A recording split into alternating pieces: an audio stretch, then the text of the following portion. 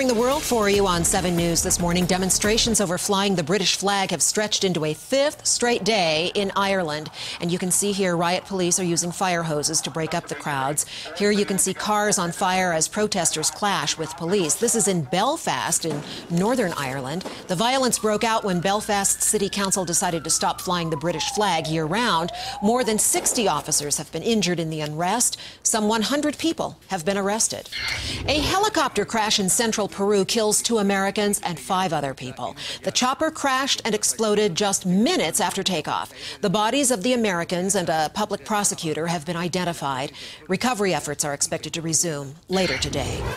Major problems are reported at airports in Canada because of cold and ice. Take a look at this. This plane slid right off the runway. This is in British Columbia. There were 130 passengers on the plane, but nobody was hurt. Overall, only 4 flights had to be canceled yesterday, so that was the good news.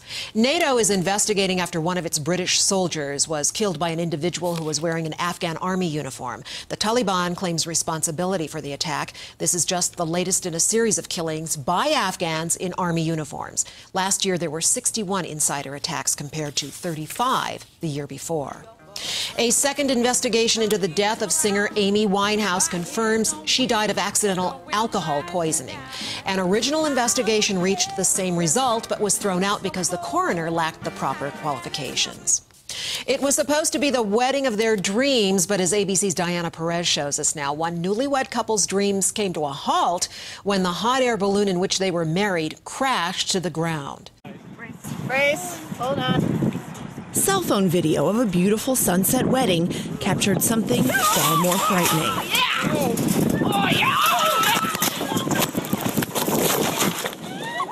Just moments after Karen and Jonathan Narcisse exchanged vows thousands of feet in the air, God of amazing love, we ask you for your blessing.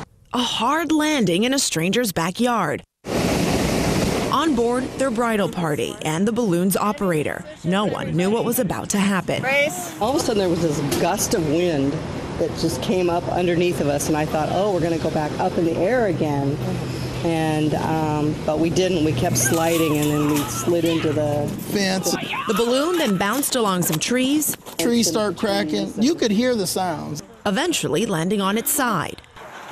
This is our crash and landing here. And there's the groom in white moments after the crash. Turns out the idea of a sky-high wedding was his bride's because he's terrified of heights.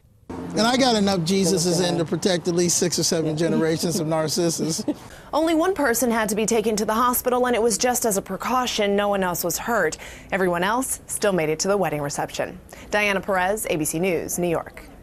They've been through a lot already.